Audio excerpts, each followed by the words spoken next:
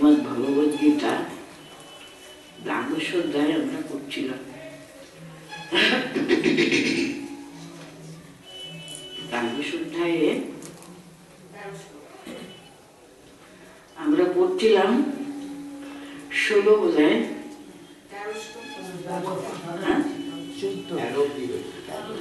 13 কিন্তু আচ্ছা হ্যাঁ 13 হয়েছে।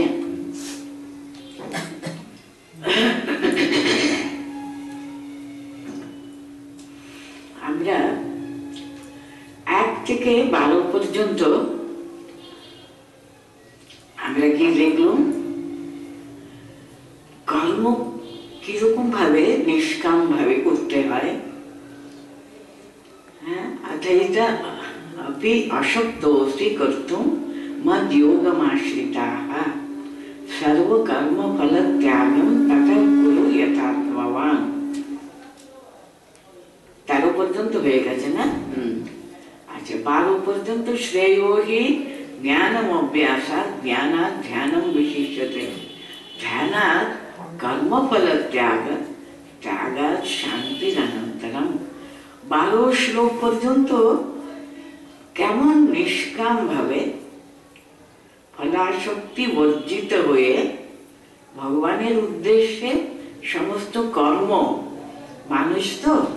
মানুষ কখনো কিন্তু মুহূর্তের জন্যও কিন্তু তিনি কর্ম ছাড়া থাকবে না। কায়া বাচা মনসা কিছু না কিছু কর্ম কিন্তু সে করতেই থাকে। যে কর্ম প্রবণতা মানুষে আছে সে কর্ম কিন্তু আমরা এমন ভাবে করব সম্পূর্ণভাবে অনাসক্ত হয়ে, কর্মফলের প্রতি এতটুকু যাতে কোনো আসক্তি না রেখে কর্ম করবার কথা উনি। কর্মফল ত্যাগ শান্তির অনন্তরম।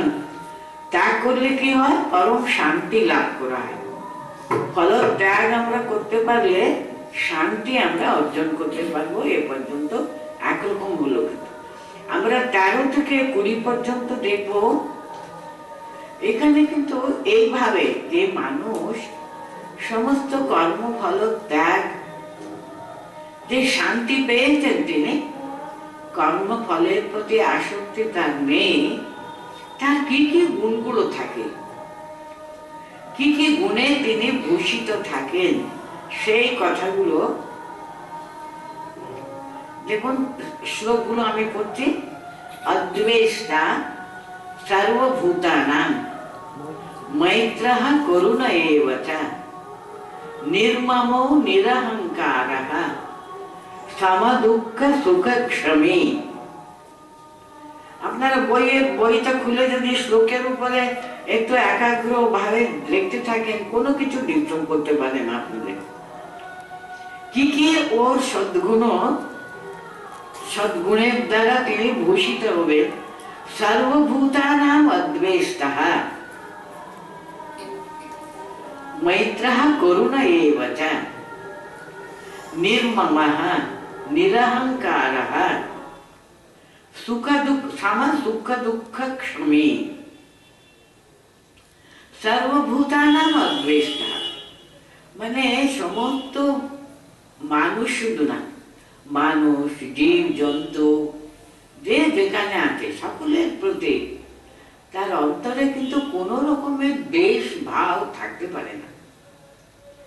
যে ভগবানের প্রতি তার ঐকান্তিক ভক্তি আছে, তিনি কি রাখেন?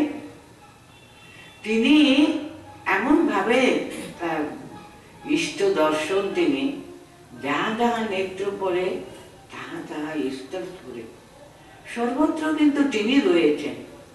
তিনি নেই এমন কোনো জায়গা হতে পারে জগতে। কতবার আমরা এই দৃষ্টান্ত দেখেছি না, ওদের প্রহ্লাদকে হিরণ্যকশিপু অত রেগে মেগে জিজ্ঞেস করতেন, তোমার হরি কোথায়? এখানে আছে, এখানে আছে। প্রহ্লাদ কিন্তু হাত জোর করে বলতেন, বাবা তিনি সর্বত্র। হ্যাঁ বাবা, এখানে আছে, তিনি সর্বত্র বিরাজ করেন বলছিলেন না। তিনি সত্যি সত্যি ভক্ত সকলের ভিতরে অদ্বেষ্টা সর্বভূতানাং। কারোর প্রতি তার কোনো দ্বেষ বুদ্ধি থাকে না। কেন থাকে না? এই কারণে থাকে না, তিনি সর্বত্র বিরাজমান করতেন।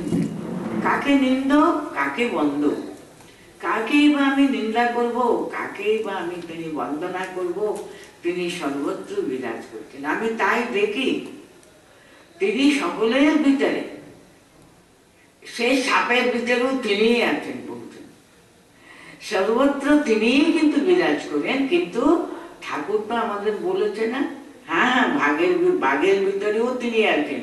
তা বলে কি আমরা বাঘকে আলিঙ্গন করতে যাব কি? তা তো করবো না। কারণ আমরা যে মানুষ, আমরা তো জানি কার সঙ্গে কেমন ব্যবহার করতে হবে, তাই না? ভগবান সব রূপে, খল রূপে, ছল রূপে তিনি তো বিরাজ করছেন, তিনি তো সর্বান্তর্যামী। তা বলে আমি যে মানুষ, আমি তো জানি কার সঙ্গে কিভাবে ব্যবহার করবো। হ্যাঁ, তিনি সকলের ভিতরে, সেটা কিন্তু নিঃসংশয়, কিন্তু সর্বত্র তিনিই কিন্তু বিরাজ করছেন। সেটা দেখে অন্তর থেকে কিন্তু তিনি সর্বভূতানাম অদ্বেষ্টঃ মৈত্রঃ করুণ এব চ। তিনি দ্বেষ করেন না, সেটা হলো নেগেটিভ। আমি না বাবা, ওনাকে কোনো বিদ্বেষ করি না। শুধু বিদ্বেষ করি না কথা পূর্ণ হতে পারে না, কিন্তু মৈত্রঃ করুণ এব চ, শুধু আমি বিদ্বেষ করবো না তাতে কিন্তু কথা হলো না। আমাকে তার প্রতিও কিন্তু, যখন আমি দেখছি তার অন্তরেও কিন্তু আমার ইষ্টই কিন্তু বিরাজমান করতেন, তাহলে তোমার মনে শুধু বিদ্বেষ না করলে তো হয়ে যাবে কি? তা তো হয় না। মৈত্রঃ করুণ এব চ,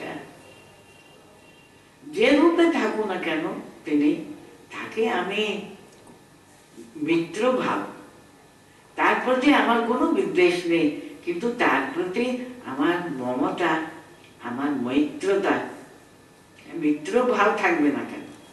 মৈত্র করুণ এব চ। আর সে এই অবস্থায় আছে, ওর মানে এরকম এখনো কিন্তু কলুষ বুদ্ধি কিন্তু বিরাজ করছে। আহারে, কেন এখনো তার এই সমস্ত কলমশ দূর হলো না? তো তার জন্য করুণ প্রার্থনা, তার জন্য তার মঙ্গল হোক, তার অন্তরে যেন শুভ বুদ্ধি জাগ্রত হোক। মৈত্র এবং করুণ, শুধু বিদ্বেষ নেই বললে তো হয় না, তার প্রতি কিন্তু মৈত্র ভাব এবং করুণ ভাবও থাকবে। নির্মমঃ নিরহংকারঃ সম দুঃখ সুখ ক্ষমী। এ সমস্ত গুণাবলী যে মানুষ এইভাবে ভগবানের প্রতি, তাকে পাবার জন্য, এই যে আমরা এত সব ময়্যেব মনঃ আধ্যস্ব ময়ি বুদ্ধিম নিবেশয়া, আমরা এই যে 12 শ্লোকটা কি পড়েছি জানি না, আপনাদের কত মনে আছে? সেখানে উনি কত করুণা তার। তুমি এটা না করতে পারো আমাকে পাবার জন্য, এটা না পারে এটা করবে, অভ্যাস করো না। মাম ইচ্ছাত্তম ধনঞ্জয়া, আমাকে পাবার জন্য তুমি যে কোনো পথ অবলম্বন করো, অভ্যাস করো। সব সময় আমি ভগবত মুখী আমার মন যাতে হয়। সকলের ভিতরে সমস্ত কাজ কর্ম আমাদের সকাল থেকে যা ঘটেছে, যা ঘটবে, হ্যাঁ, সে সম্ভাবনা আছে, সবকিছু কিন্তু তার ইচ্ছায় হচ্ছে। ঠাকুর বলতেন না, তার ইচ্ছা ছাড়া গাছের একটা পাতাও নড়ে না। তাহলে ভাবুন, সারা দিনে আমি যা পাচ্ছি, হ্যাঁ, যে যা ব্যবহার যার কাছ থেকে আমি পাচ্ছি, ভগবানের ইচ্ছায় কিন্তু সেটা হচ্ছে। ভগবানের ইচ্ছা ছাড়া কিন্তু কিচ্ছু হতে পারে না। তার জন্য সব কিছু কিন্তু আমার ইষ্ট। আমি যাকে পূজা করি, যার নাম জপ করি, তার ইচ্ছাতে কিন্তু সব কিছু হচ্ছে। তাহলে আমার মনে তো সকলের প্রতি মৈত্র ভাব, সকলের প্রতি করুণ ভাব, সকলের প্রতি আমার সবসময় কিন্তু সেই ভাব, তিনি তার ইচ্ছাতে সব হবে। যখন আমি বুঝে নিচ্ছি অদ্বেষ্টা সর্বভূতানাং মৈত্র করুণ এব চ নির্মমঃ, আমার আমি আর আমার এই ভাবটা সম্পূর্ণ সেখানে পুঁছে যাচ্ছে নিরহংকার। আমি আমার ভাবটা কিন্তু এতটুকু থাকবে না, অহংকার কোন রকমের ভাব থাকবে না। সামা দুঃখ সুখ শ্রমী, সুখে দুঃখে কিন্তু আমার মনটা সমান ভাবে থাকবে। কেন? সব তো তারই দেওয়া। তিনি আমার ইষ্ট, তিনি আমার একেবারে ধ্যেয় বস্তু। আমি জানি তার ইচ্ছা ছাড়া কিচ্ছু হয় না। আমি যদি আমার সুখের যে যে ঘটনা ঘটে কিংবা আমার দুঃখ হেতু সবকিছু কিন্তু তার ইচ্ছাই হচ্ছে, শুধু না আমার মঙ্গলের জন্য হচ্ছে। জানি তুমি মঙ্গলময়, সুখে রাখো দুঃখে রাখো, শুধু গান করলে হয় নাকি? সেটা জীবনে তো আমরা অনুভব করতে হবে। তো তার ইচ্ছাতে সবকিছু হচ্ছে, তার জন্য সুখ দুঃখে আমি সমান ভাব থাকবে। আর ক্ষমী, ক্ষমা সুন্দর দৃষ্টিতে সবকিছু দেখা, সমস্ত কিছুর প্রতি একটা ক্ষমা ভাব। মানুষ আমাকে কিছু অন্যায় করছে, মানুষ কেন আমাকে এভাবে করছে, তুমি এত চিন্তা করবে না তো। একটু মন্দাবৃত্তির প্রতি কিছু আমাদের ডিস্টার্ব করতে পারে না, কেন এত চিন্তা করছে? সমদুঃখ সুখ ক্ষমী, অদ্বেষ্টা সর্বভূতানাং, মৈত্র করুণ এব চ, নির্মমঃ নিরহংকারঃ, সমদুঃখ সুখ ক্ষমী। এটা হলো প্রথম। এখানে শুধু আমরা প্রত্যেকটি শ্লোকে দেখবো 13 থেকে 20 পর্যন্ত, এই যে মানুষের মন সম্পূর্ণ ভাবে একেবারে ভগবান সমর্পিত মন, মনের ভিতরে কিন্তু ভগবানের চিন্তা ছাড়া আর কিছু থাকে না। তখন দেখুন আমাদের একটু শব্দ হচ্ছে, তাতে আমাদের এত অধৈর্য হবই বা কেন? তার ইচ্ছাতে হচ্ছে, ঠিক আছে, আমরা সেটা ভগবত ইচ্ছা বলে মেনে নিয়ে আমরা একাগ্র করবার চেষ্টা করি। এটা হলো নেক্সট শ্লোকেও তাই দেখবেন, সন্তুষ্ট সততম যোগী যথাত্মা দৃঢ় নিশ্চয়ঃ, ময়্যর্পিত মনোবুদ্ধি यो मद्भक्तः स मे प्रियः। सन्तुष्टः सततं योगी, सततं सन्तुष्ट योगी, सततं सन्तुष्टः। যোগী মানে আর কোনো কিছু আমরা জটা একেবারে বল্ক ভূষণে আমরা ভূষিত হবে তা না। যে যুক্তাত্মা তিনি যোগী। যুক্তাত্মা মানে কি? ভগবানের সঙ্গে সদা সর্বদা মনটা লাগিয়ে রাখা, যুক্ত রাখা, তিনি কিন্তু যোগী। যোগযুক্ত মন যার, তিনি কিন্তু যোগী। সেইভাবে কিন্তু আমাদের মন যদি সর্বদা তার দিকে যদি একেবারে আমরা দৃঢ়ভাবে যদি যুক্ত রাখতে পারি, এত সহজ না। আমরা 2 সেকেন্ড আমরা ভগবানের সঙ্গে একেবারে একাগ্র করতে গেলে কত প্রচেষ্টা করি, তাই না?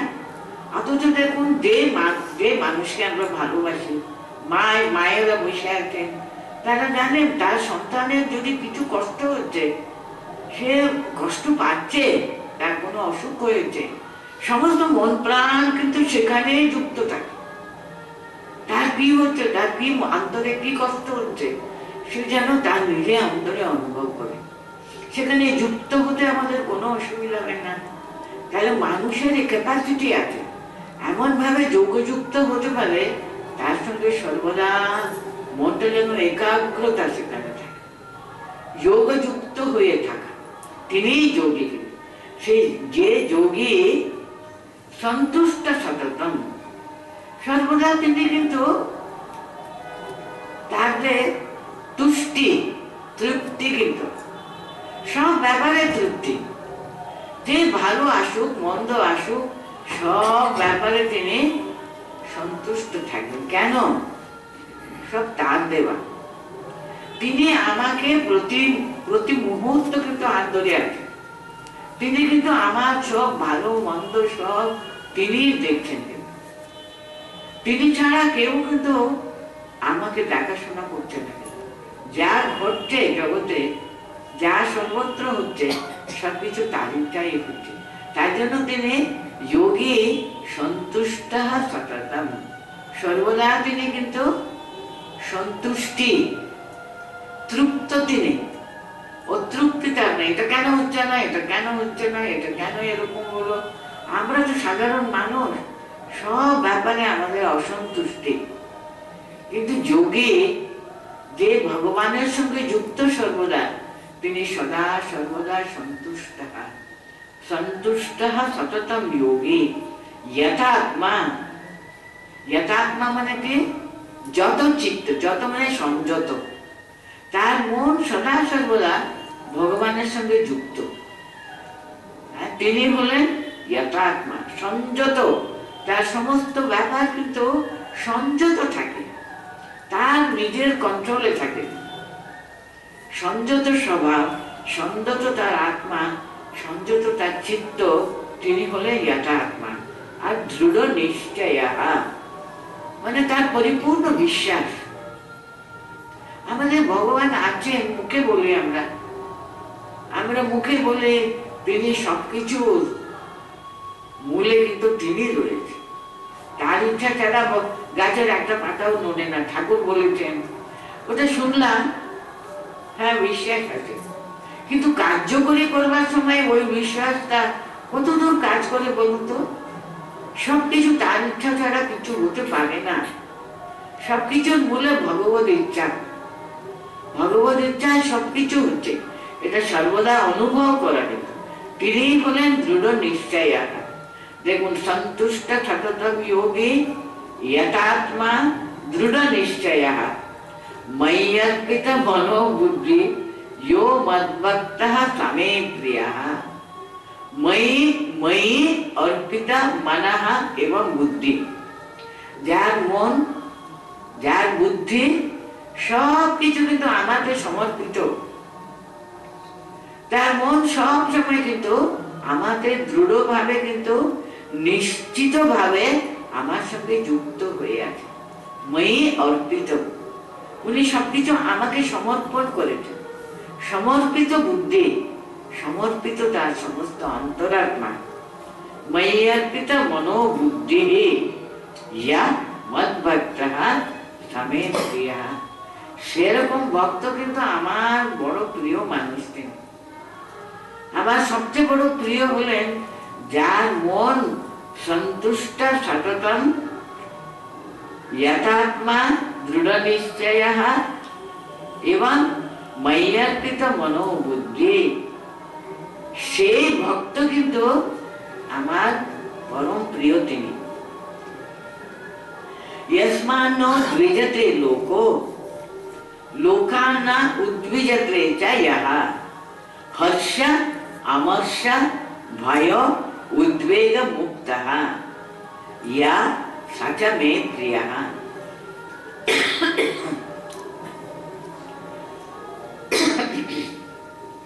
यस्मान्नो द्विजते लोकः, আমি ভেঙে বলছি, यस्मान লোকः না উদ্বিজতে, যাকে অন্যান্য মানুষরা কিন্তু উদ্বিগ্নে ফেলতে পারে না। আমি বাইরে একটা শব্দ হচ্ছে, আমি ভীষণ উদ্বিগ্ন হচ্ছি, না কে কি আমাকে কি বললো, আমি সঙ্গে সঙ্গে উদ্বিগ্ন হয়ে যাব। কেন?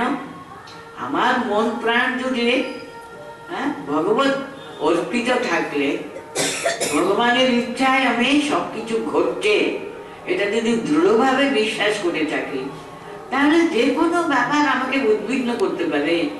কেন আমি শান্ত থাকতে পারি না? ভগবানে আমার তাহলে দৃঢ় বিশ্বাসটা কম হয়ে গেছে। সে দৃঢ়টা কম বলে তো হচ্ছে, তো উনি এখানে ঠাকুর শ্রীকৃষ্ণ বলতে চাইছেন কে আমার প্রিয়? यस्मान না উদ্বিজতে লোকः, কোন মানুষের কোন ব্যবহার, কোন রকমের আচরণ আমাকে কোনো উদ্বিগ্ন কোনো সময় করতে পারে না। আর লোকান না উদ্বিজতে সহ, আর তিনিও কিন্তু তিনি কোন লোককে তার কথা বার্তা, তার আচরণ তার আচার আচরণ কিন্তু এতটুকু উদ্বিগ্ন সৃষ্টি করতে পারে না। তিনি যেমন লোকেদের কাছে এমন আচরণ উনি এক্সপেক্ট করেন, তিনিও কিন্তু ওরকম আচরণ করবে না, তাই না? আমি আমার কষ্ট হচ্ছে, রাগ হয়েছে কোনো কারণে, আমি সেই রাগটা প্রকাশ করতেই হবে, চেঁচামেচি চিৎকার করতেই হবে নাকি? বলুন না কেন? আমি নিজেকে ওইটুকু দৃঢ়ভাবে, কিছু না, এই দৃঢ় যদি বিশ্বাস থাকলে আমাদের, তার ইচ্ছা ছাড়া কিছু হয় না, তাহলে তিনি করাচ্ছেন, বাবা কি করাচ্ছেন মেনে নেব, আমরা সহ্য করে নেব, কি করবে সহ্য করে নেব। এই যে ভাব থাকলে উদ্বিগ্ন হবার কোনো কারণই নেই, তাই না বলুন? তার জন্য বলতেন ইয়স্মান নো দ্বিজতে লোক লোকঃ ইয়স্মান না উদ্বিজতে। বাইরে কোনো মানুষ ওকে কোনো কারণে, তাদের আচার আচরণ কথাবার্তা কোনো ব্যাপারে কিন্তু ওদেরকে উদ্বিগ্ন করতে পারে না। ও গালাগালি দিক, বকাবকি করুক, কত কি করুক, উনি কিন্তু শান্তভাবে থাকবেন। ও বলছে বলুক, জানে না আমি এসব করিনি, শুধু শুধু আমার নামে গালাগালি দিচ্ছে, না উদ্বিজেতে, অন্যরা ওকে উদ্বিগ্ন করতে পারে না। আর ওর আচরণ, ওর কথাবার্তা, ওর সবকিছু কারোকে কোনো রকমের উদ্বিগ্নতা সৃষ্টি করবে না। ও যে কোনো কথা শান্তভাবে বলবে, ওর আচার আচরণ এমন সংযত থাকবে, মানুষকে কোনো রকমের উদ্বিগ্ন করবে না। হর্ষ আমর্ষ ভয় উদ্বেগ মুক্তহা। দেখুন ভগবানের ভক্তের কি কি গুণাবলীগুলো দরকার, কিন্তু আমরা ভক্ত ভক্ত ভক্ত, ঠাকুরের খুব ভক্ত আমরা, কিন্তু ভগবান কতগুলো কন্ডিশন দিচ্ছে। সো ফুলফিল দ্য কন্ডিশন, তাহলে তুমি ভক্ত বলে বলতে পারো। একটা হলো হর্ষ আনন্দ, আর আমর্ষ মানে আমি এটা পেলাম না, ওটা পেলাম না, এটা পেলাম না বলে ভীষণ দুঃখ অশান্তি। আমার বাইরে থেকে প্রাপ্তি হবার কিছু নেই, আমার সব এখানে পরিপূর্ণভাবে ভগবান দিয়েছেন। আমর্ষ হবার তো কোনো কারণই নেই। আর ভীষণ আনন্দে উৎফুল্ল হয়ে চেঁচামেচি চিৎকার করা, সেটাও নেই। ওর মনে কিন্তু এসব ব্যাপারে কিন্তু সমানভাবে নিতে পারে। সম দুঃখ সুখ ক্ষমী, আমরা এক্ষুনি পড়লাম। হর্ষ আমর্ষ ভয় আর উদ্বেগ কিছুও নেই, এবং সব সময় সমচিত্ততা, এটা ওর, তিনি পরিপূর্ণভাবে হর্ষ আমর্ষ ভয় উদ্বেগ, তিনি মুক্ত কিন্তু এই সবাই হাত থেকে। ইয়া সেরকম ভক্ত কিন্তু স্বামী প্রিয়া, আমার বড় প্রিয় লোক তিনি, কিন্তু আমার উপরে এমন ভাবে, আমাকে এমন ভাবে ধরে আছেন, দেখুন তো, সবকিছুর পিছনে শুধু আমার হাত রাখেন, আমার মঙ্গল হস্ত কিন্তু সর্বদা তিনি অনুভব করেন। উনি আমার হাতটা এমন ভাবে চেপে ধরে আছেন, কোন রকমের বাইরের কোনো এসবগুলো হর্ষ অমর্ষ ভয় উদ্বেগ মান অপমান যা হচ্ছে না কেন, উনি বলতে আমি আমি আমি আমি আমি আছি। তার জন্য আমি জানি তার ইচ্ছাতে সব হচ্ছে, সব আমি আনন্দের সাথে গ্রহণ করছি, তার ইচ্ছা, তুমি যা গাও। তার জন্য দেখুন ওনার মনটা হর্ষ অমর্ষ ভয় উদ্বেগ কোনো তার স্থান পেতে পারে না তার মনে। সাচা মেয়ে প্রিয়া, ওই মানুষই আমার অত্যন্ত আমার প্রিয়। আরেকটা কথা নেক্সট শ্লোকে আছে, অনপেক্ষः শুচিः দক্ষः উদাসীনः গতব্যতः সর্বারম্ভ পরিত্যাগী यो মদ্ভক্তः সমে প্রিয়া। খুব ভালো হয়েছে এই কথা। 13 থেকে 20 পর্যন্ত শ্লোকে যত সমস্ত গুণাবলী ভক্তের থাকা উচিত বলছেন, এই গুণাবলী যেন আমরা আপ্রাণ চেষ্টা করব যাতে কিছু কিছু কিছু কিছু যেন আমরা অর্জন করতে পারি, তাহলে আমরা খুব গর্বের সঙ্গে বলতে পারি আমি ভগবানের ভক্ত, ঠাকুরের ভক্ত, আমি ভগবানকে ভালোবাসি। অনপেক্ষা। আমি জানি না আপনারা যারা যারা কথামৃত পড়েছেন, এই অনপেক্ষা, এই কথা, এই ওয়ার্ডটা কিন্তু আমাদের মাস্টারমশাই ব্যবহার করেছেন। কখন? উনি দু একদিন ঠাকুরের কাছে আসতেন, তো ঠাকুর একদিন প্রথম দিকে আর কি, ঠাকুর মাস্টারমশাই জিজ্ঞেস করছেন, উনি ঠাকুরের গান শুনেছেন, স্বামীজির গান শুনেছেন, নরেন্দ্রের গান শুনে এত মুগ্ধ হয়েছেন, উনি জিজ্ঞাসা করছেন আর বুঝি গান হবে না? ঠাকুর বলছেন না, এখন তো আর হবে না। আচ্ছা তুমি গান শুনতে চাও, তাহলে তুমি কালকে আমি অমুক জায়গাতে যাচ্ছি কলকাতায়। উনি যাচ্ছিলেন বলরাম মন্দিরে আর কি, বলরাম মন্দির বলে ওনার, তখন তো বলরামরা বাস করছে, তো বলরাম গিয়ে উনি গেলেন, ওখানে খুব গান ভজন হবে, তুমি যেও বলে উনি শুনলেন। কোথায় বলরাম বাড়ি সব জেনে চলে যাচ্ছে, কিন্তু দরজা পর্যন্ত গিয়ে তার মনে হলো বাবা বড় লোকের বাড়ি হবে, আমি কেনই বা যাবো, কি বা দরকার, ওরা তো আমার সঙ্গে পরিচিত নয়, ওরা কি আমাকে ঢুকতে দেবে না দেবে না বাবা কি জানে, না গেলাম বলে আবার ফিরে এসে ঠাকুরকে বলতে এসছেন। উনি শুধু দেখছেন ঠাকুর একা, উনি পায়চারি করছেন, উনি আর এগোতে পারলেন না। ঠাকুর যে ছোট একটা আলো, একটা প্রদীপ জ্বলছে, এত বড় নাট মন্দির, তখনকার দিনে এরকম তো ভিড় হতো না মন্দিরে, ভেবে দেখুন অল্প আলোতে ঠাকুর একা একা পায়চারি করছে। ওখানে উনি উদাহরণ দিচ্ছেন, সিংহ একা একা থাকতে ভালোবাসে, অনপেক্ষা, মানে উনি কারুর কাছ থেকে, জগতের কোথায় থেকে কারুর কাছ থেকে কোনো ব্যাপারে কিছু অপেক্ষা রাখে না, নিস্পৃহ। অনপেক্ষার মানে হলো কোনো রকমের স্পৃহা তার নেই, কিছু চান না জগতের কাছ থেকে, কারুর কাছ থেকে, তার অন্তর থেকে কোনো চাওয়া পাওয়া সামান্যটুকু কিন্তু তার মনে নেই। তিনি হলেন একেবারে সিংহের মতো,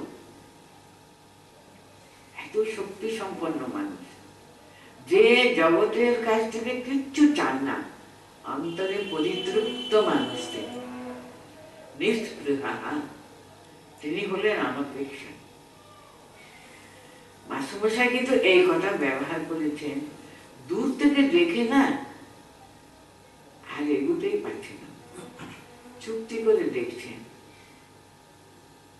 সিংহ একা একা পায়চারি, একা থাকতে ভালোবাসে।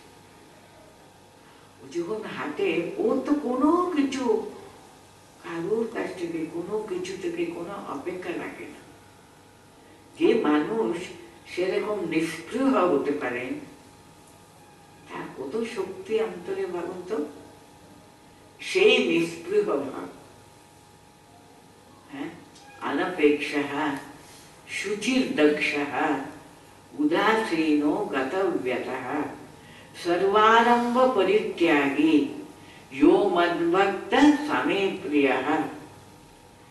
যে মানুষ সম্পূর্ণভাবে নিষ্প্রিয়, শুচি, শুচি মানে কি, আমি খুব সুন্দর একেবারে স্নান টান করে পবিত্র ভাবে, হ্যাঁ, এত একেবারে সুগন্ধ টুগন্ধ মেখে থেকে খুব শুচি, তাই না, অন্তরে বাইরে ও মহা পবিত্র, সে কোন রকমের অশুচি, অসৎ কথা, অসৎ কোনো বার্তা তার মুখ দিয়ে কখনো বেরোতে পারে না। তার চিন্তা এত সুচিতা, সুচিতা যেন, সুচিতা মানে পবিত্রতা আর কি, পবিত্রতার স্বরূপিণী। তাকে মাকে দেখলে নাকি, শ্রী শ্রী মাকে দেখলে তাকে পবিত্রতা স্বরূপিণী বলা হতো।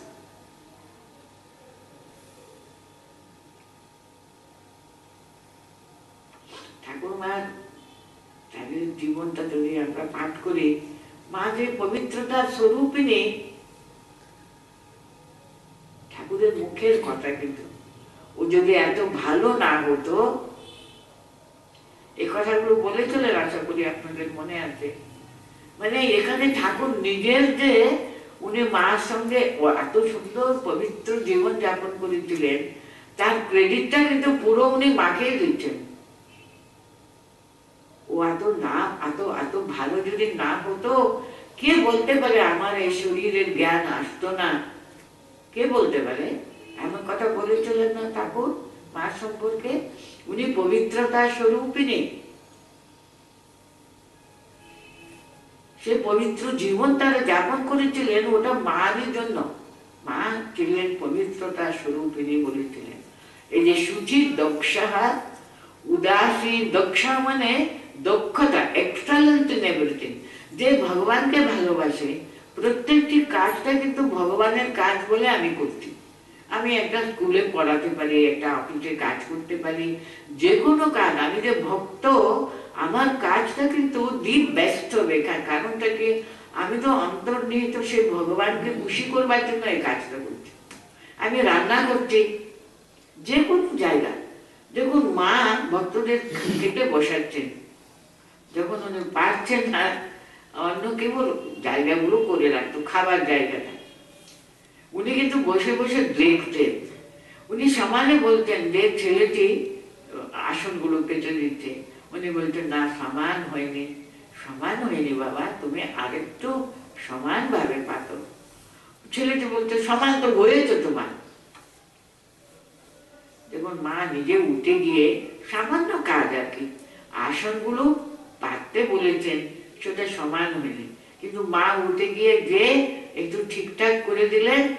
উনি বলছেন এখন দেখো, তুমি এখানে এসে দাঁড়িয়ে রাখো, একটা একেবারে সমান লাইনে সব আসন পাঠানো। ছেলে দেখলো, বুঝলো না ওনার যে কোনো কাজ কেন সুন্দর, পরম সুন্দর হওয়া চাই। কারণটা কি? আমি যে ভগবানের তৃপ্তি করবার জন্য, ভগবানকে তৃপ্ত করবার জন্য কাজ করছি। আমি কি মানুষকে খুশি করবার জন্য কাজ করছি নাকি? আমার কাজ তার জন্য নিবেদিত। তাই জন্য প্রতি কাজে উনি অত্যন্ত দক্ষ, দক্ষতার সঙ্গে উনি সব কাজ করেন। শুচির দক্ষা, উদাসীনাহা। উদাসীন মানে কি? কোনো কাজ যেমন হলো হলো হলো, ওরকম সব ব্যাপারে উদাসীন, তাই না? উদাসীন মানে কি?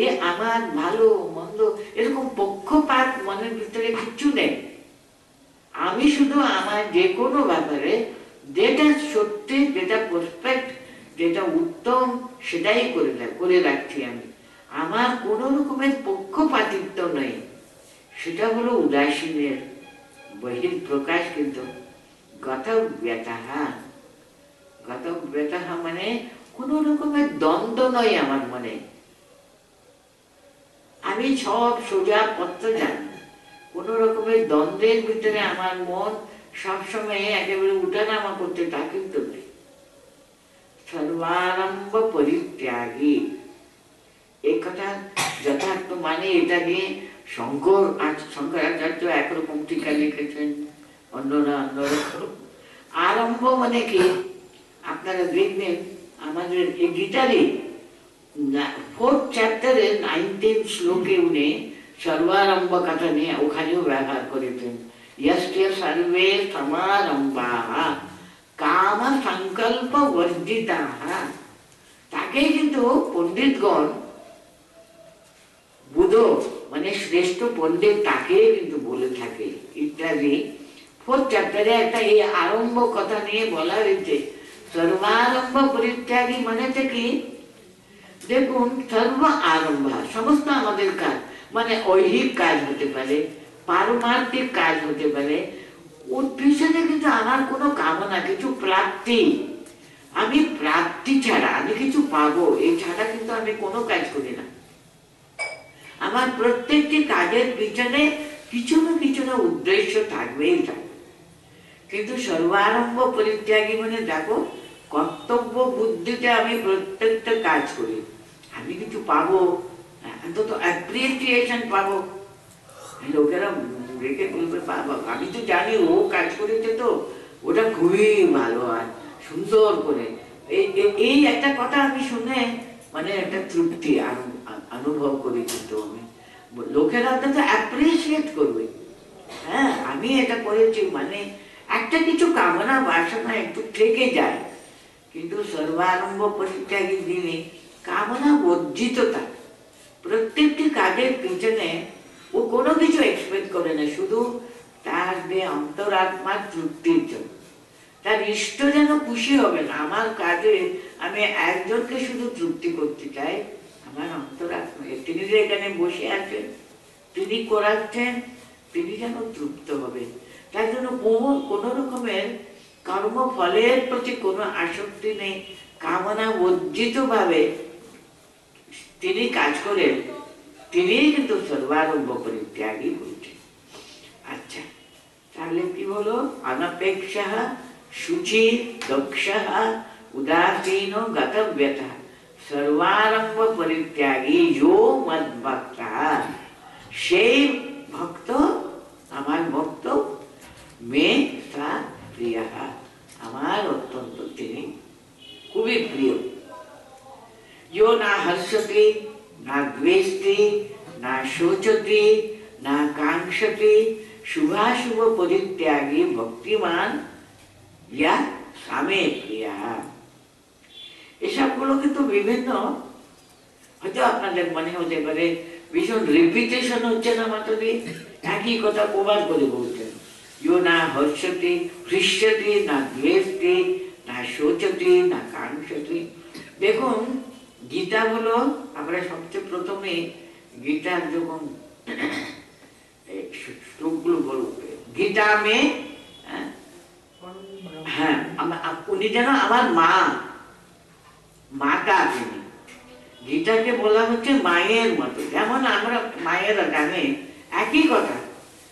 সে ছেলে অনেক বড় কাজকর্মে বাইরে বেরোবে, মাকে বলে গেলে মা এক কথাই বলবেন, সর্বদা বলবেন বাবা সাবধানে যাবে, বাবা দেখাশোনা ঠিক মতো রাস্তাঘাটে সাবধানে থাকবে বাবা। এই কথাটা কিন্তু প্রতিদিন বলতে থাকবে, বলবে না?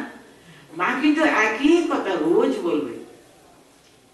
এটা মার অন্তরের যে সেই ভালোবাসার একটা অভিব্যক্তি। কিন্তু সবসময় মা কি চান? তার সন্তান, তার প্রিয় তিনি, তার ভক্ত তিনি, সে ভক্ত যেন, সে তার প্রিয়জন তিনি সর্বদা সুখী থাকেন। তার জন্য একই কথা বারে বারে আমরা উচ্চারণ করব।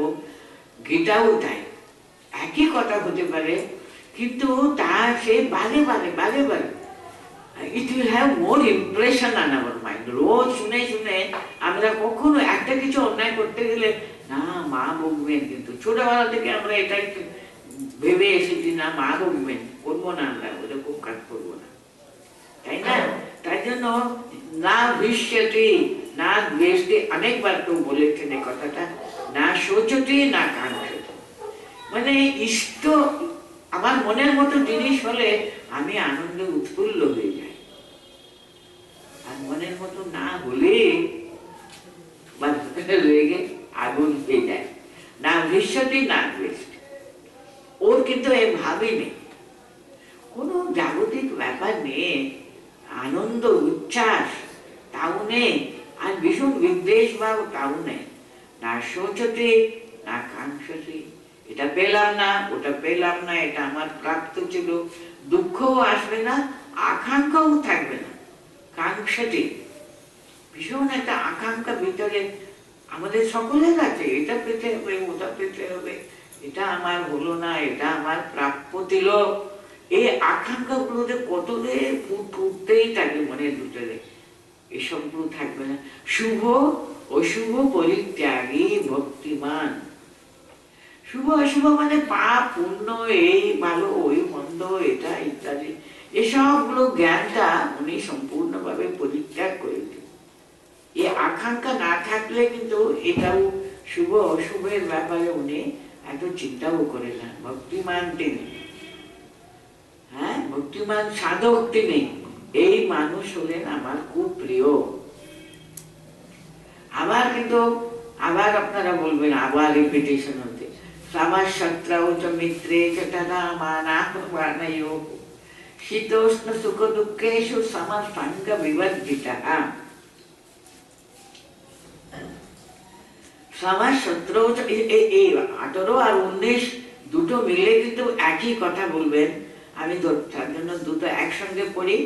সমশত্রৌ চ মিত্রে চ তথা মানাপমানয়োঃ শীতোষ্ণ সুখ দুঃখেষু সমসঙ্গ বর্জিতঃ তুল্য নিন্দা স্তুতির্মৌনী সন্তুষ্টো येन केनचित् अनिकेतः स्थिरमतिः भक्तिमान मे प्रियो नरः। शत्रौ च मित्रे च समः। আমরা এত বেশি সমানভাবে শত্রুকে মিত্রকে দেখতে পাবো, বলতে পারবো না। যাই হোক,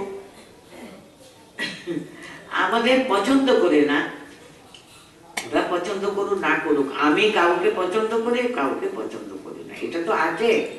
বলুন তো, একজনকে বেশি পছন্দ লাগে, এত বেশি পছন্দ লাগে।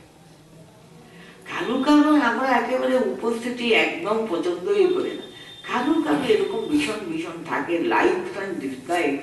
এটা যে কত বড় বন্ধন না আমাদের জীবনে, এটা আমরা বুঝতে পারি না।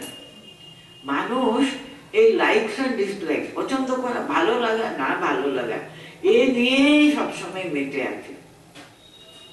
কিন্তু এটাকে মুক্ত না হলে কিন্তু আমরা জীবনে আনন্দ পেতেই পারবো না।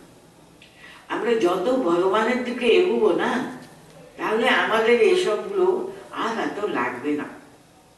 মনের ভিতরে এত বেশি ওরা আমাদের কোনো রকমের কষ্ট দিতেই পারে, তখন ওইসবগুলো সহ্য হয়ে যায়। ওরা আমাদের জন্য ভালো ব্যবহার করুক না করুক, ওসব কিছু আমাদের তখন মনে এত বেশি, আমরা ওটা নিয়ে মাথায় গামাবো না। এটা যত কমে যাবে তত দেখবে আমাদের ভগবানের দিকে যত এগোবো না, তত দেখবেন এই জাগতিক সব ব্যাপারগুলো তত আস্তে আস্তে আমাদের দিক থেকে সরে যাবে। তখন শত্রু না মিত্র, আমায় ভালোবাসে না ভালোবাসে না, তাতে কোনো কিছু মাথায় আমরা ঘামাবো না। হ্যাঁ, শত্রৌ চ মিত্রে চ সমঃ তথা মানাপমানয়োঃ। কে আমাকে খুব মান দিল, কেই বা আমাকে অপমান করলো, সেসবগুলো কিছু মনে লাগবে না। শীত উষ্ণ সুখ দুঃখে, ভীষণ ঠান্ডা পড়েছে, তাহলে বাবা কি ভীষণ গরম পড়েছে। আমরা খুব গরমের দিনে প্রায় দিন যত প্রথম কটাই হবে দেখলেন তো আজকে কি গরম না, কিংবা এই শীতের দিনে আমরা ও কি শীত পড়েছে, বাবা রে বাবা, অসহ্য একেবারে। শীতের সময় শীত পড়বে না বলুন তো, আর গরমের দিনে কি খুব ঠান্ডা হাওয়া বয়ে যাবে, তাও তো হতে পারে। সেটা যে আমরা মেনে নেওয়া, হ্যাঁ গরমের দিনে বাবা গরমে একটু কম একটু বেশি একটু হতেই থাকে, সেটা এত বেশি মনটা না দিলে হলো। শীতোষ্ণ সুখ দুঃখেষু সমঃ সঙ্গবর্জিতঃ। সঙ্গবর্জিতঃ মানে কি, অনাসক্ত ভাবে তাকান, সব ব্যাপারে তিনি, সমস্ত বিষয়ে তিনি অনাসক্ত হয়ে যাবেন। আমি যে বললাম, ঠাকুর বলেছে না, তুমি যদি পূর্ব দিকে এগো, পশ্চিম আপনি চলে যাবে। আমরা ভগবত মুখী যদি মনটা করতে পারি, তখন এইসব জিনিসগুলো এত বেশি আমাদের স্পর্শ করে না বলে দেবেন। এটাও তাই, তুল্য নিন্দা স্তুতির মৌনী। তুল্য নিন্দা স্তুতি মৌনী। মৌনী মানে কি একেবারে কথা বলছে না তা না, সংযত বাক, ওর কথাবার্তায় খুব সংযত তিনি, তাকে উনি উদ্দেশ্য করে মৌনী কথাটা বলতেন। নিন্দা স্তুতি তুল্য, সমস্ত বুদ্ধি আর কি। কে আমাকে খুব প্রশংসা করে সবসময়, সে আরেকজন মানুষের কাছে আমি অপছন্দ হতেই পারি, হতে পারবে না কেন? কেন বলুন তো, আমরা কি সকলকে খুব পছন্দ করছি নাকি? অন্যরা যদি আমাদের কেউ অপছন্দ করলে আমাদের খুব রাগ হয়, কিন্তু আমি কি সকলকে পছন্দ করি, সকলকে সমানভাবে করতে পারছি? আমি ভক্ত, ভগবানকে ডাকি, আমি এত পূজা অর্চনা করি, জপ ধ্যান করি বলে নিজেকে এত অহংকার বোধ করি। হ্যাঁ, উনি তো তাই করে না। উনি যদি আমার উপর রাগ করে থাকেন, আমাকে যদি উনি অপমান করে, আমাকে যদি কোনো সময় গালাগালি দেন, সে দেবেন নাই বা কেন বলুন তো? আমি কি সকলকে সবসময় এত পছন্দ করি, এত ভালোবাসি? তা তো বাসি না। আমারও তো সেই সবগুলো আছে, তাই না? তার জন্য অন্যরা যখন আমাদের অপছন্দ করে, আমাদের নিন্দা করে, তখন আমরাও সেরকম সমস্ত বুদ্ধি দিয়ে তাকে গ্রহণ করতে হবে আর কি। তিনি তুল্য নিন্দা স্তুতি। মানুষ আমাদের নিন্দা করলো নাকি স্তুতি করলো, তার কাছে দুটোও তুল্য, সমান। সেটা নিয়ে উনি মাথা ঘামান না। তিনি মৌনী, মানে তার কথাবার্তায় খুব সংযত কিনি। আর সন্তুষ্ট এ না কে না ঠিক, এ না কে না ঠিক সন্তুষ্ট মানে যদৃচ্ছা লাভ সন্তুষ্ট। যা একটা হলেও সে নিয়ে আমার এটাই পছন্দ, এটা ওটা পছন্দ নয়, এসব ব্যাপারে এত বেশি যদি বলে জগতে খুবই কষ্ট পেতে হবে আর কি। এ না কে না চিত সন্তুষ্ট। যা একটা কিছু হলো হলো হলো হলো, তাতে তিনি অনিকেতাহা বলতেন। অনিকেতাহা মানে কি? আমাদের সকলকে কি গাছতলায় থাকতে হবে নাকি? তা কিন্তু মানে গৃহ, আমাদের যা যা আছে, এই সম্পত্তি, এই সুন্দর বাড়ি, এই ওই সে সবই তো থাকবে। মানুষ সমাজে বাস করতে গেলে এই সবটাই নিয়ে তো থাকতে হবে। তাতে একটু অনাসক্ত ভাবে থাকতে পারলেও তাকে অনিকেত বলতে। অনাসক্তি। দেখুন, আমাদের পজিশনের মতো আমাদের ঘর বাড়িগুলো ভালো মন্দ ইত্যাদি সবই হতে পারে। আমাদের বাড়িতে যে কজন আছে তাদের জন্য একটা বড় বাড়ির প্রয়োজন হতে পারে, তার জন্য একটা বড় বাড়ির প্রয়োজন, তার জন্য করা হয়েছে। সে নিয়ে আমার বাড়ি কত সুন্দর, আমার বাড়িতে এই আছে, আমার এসব নিয়ে যে অহংকার করে মানুষ আর কি অনাসক্ত ভাবে অহনিকেতা বলে একেবারে ঘরদোর গুলো ছেড়ে দিয়ে সবাইকে গাছতলায় থাকতে হবে তা বলছে না। মানে মমত্ব বুদ্ধিটা কমিয়ে দেওয়া। অনিকেতা স্থিরমতির ভক্তিমান। মতি স্থির, লক্ষ্যের দিকে ভগবানকে আমি পেতে চাই। মানুষ জন্ম কিন্তু সার্থকতা, পূর্ণতা, হ্যাঁ, সেটা কিন্তু ভগবানকে পাবার জন্যই মানুষের জন্ম বলে ঠাকুর বলেছেন। তো আমরা সেটা বিশ্বাস তো করি। আমরা যথা চেষ্টা করব আমাদের মন সবসময় যেন ভগবান মুখেই থাকবে। সে ভক্ত মানেই হলো ভগবত মুখী মন হওয়া চাই। ভগবত মুখী, সবকিছুর পিছনে ভগবানের হস্ত, সেটা মনে রাখা। তার ইচ্ছাতে হচ্ছে, তিনি করাচ্ছেন আমার ভালোর জন্য। এই বুদ্ধিটা যদি স্থির যদি রাখতে পারি আমরা, তখনই কিন্তু স্থিরমতি বলছেন উনি ভক্তিমান, তিনি স্থিরমতি হবেন। মেয়ে প্রিয় নারাহা, তিনি আমার অত্যন্ত প্রিয় মানুষ। এই তো ধর্মামৃত বিলম যথোক্তম পরিউপাসতে শ্রদ্ধদানা মত পরমা ভক্ত তে হি অতীব মে প্রিয়া। ভগবান কিন্তু এখানে বলে যাচ্ছেন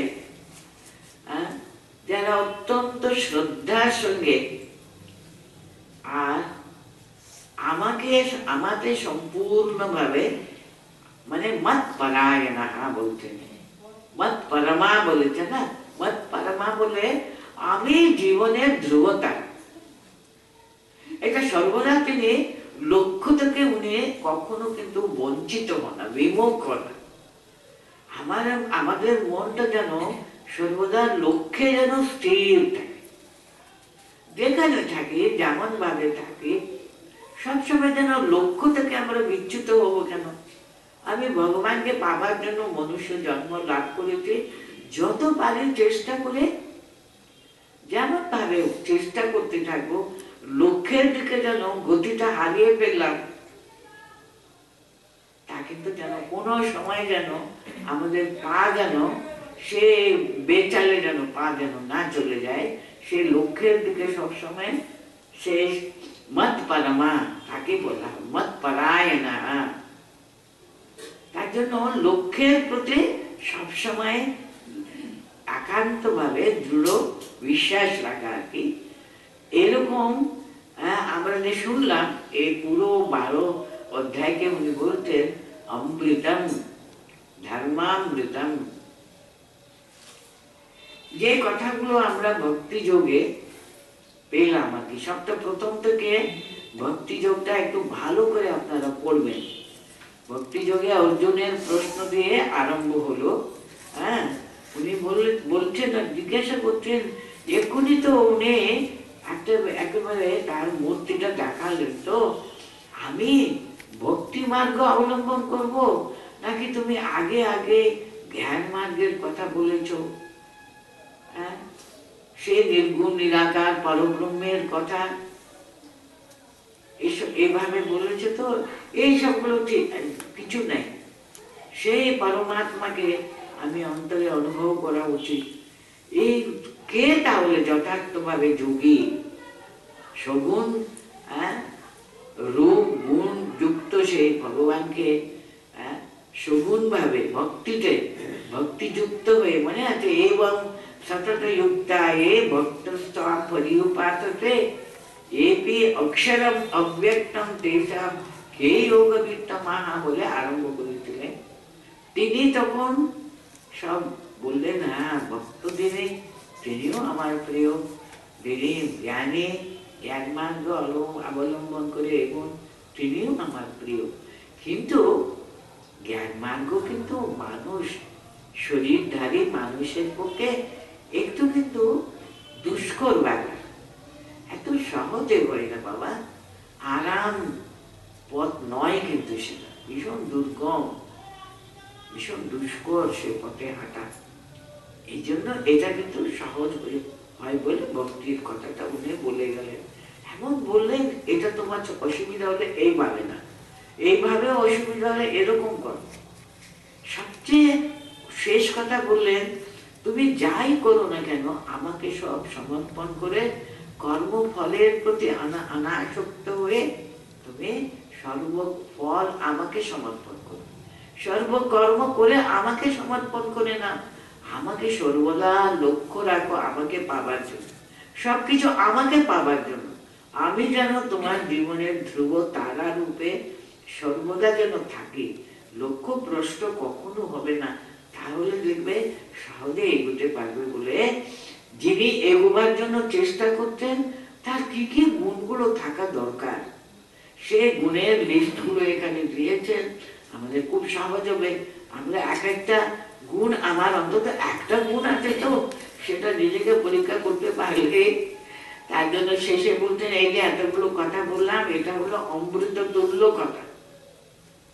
যথোক্তম পরিউপাসতে, শ্রদ্ধার সঙ্গে মত পরায়ণ হয়ে এই অমৃত ধর্মকে যারা অনুষ্ঠান করেন, পর্যুপাসতে মানে কি জীবনে অনুষ্ঠান করা।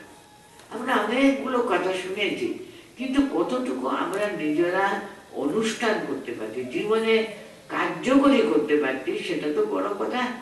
তাই জন্য বলতে অনুষ্ঠান, তারপর জীবনে কার্যকরী করবার যে চেষ্টা করো সেটাই কিন্তু সর্বশ্রেষ্ঠ। শ্রদ্ধা দানা মত পরমা ভক্ত, সেরকম ভক্ত হলো আমার অতীব প্রিয়, উনি আমার পরম প্রিয়, যিনি অপ্রাণ চেষ্টা করেন সে আমাকে পাবার জন্য, উনি সর্বদা আমার প্রতি ভক্তিমান হয়ে মত পরায়ণ হয়ে যে আমাকে সর্বদা চিন্তা করেন, আমাকে পাবার চেষ্টা করেন, তিনি কিন্তু সত্যি সত্যি আমার পরম প্রিয় ভক্ত। এই বলে কিন্তু দ্বাদশ অধ্যায়টা শেষ করতে। আমি 13 থেকে একবার পড়ে নিচ্ছি।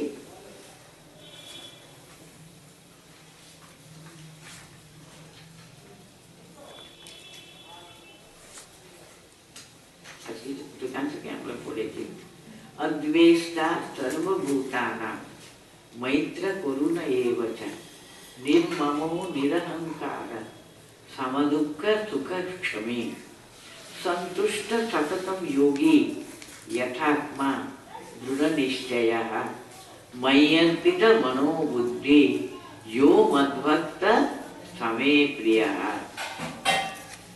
यस्मान्नो द्विजते लोको लोकान्नो द्विजते च यः हर्षामर्ष भयोद्वेगै मुक्तो या सच मे प्रियः अनपेक्षः शुचिर्दक्षः उदासीनो गतव्यतः सर्वारंभ परित्यागी यो मद्भक्त समे प्रियः यो न हृष्यति न द्वेष्टि न शोचति न कांक्षति शुभाशुभ परित्यागी भक्तिमान या समे प्रियः समशत्रौ च मित्रे च तथा मानापमानयो शीतोष्ण सुख दुःखेषु समः संग विवर्जितः तुल्य निंदा स्तुतिर्मौनी संतुष्टो येन केनचित् अनिकेतः स्थिरमतिः भक्तिमान् मे प्रियो नरः एक धर्मामृतमिदं यथोक्तं पर्युपासते श्रद्धदाना मत्परमा भक्तास्ते अतीव मे प्रिया।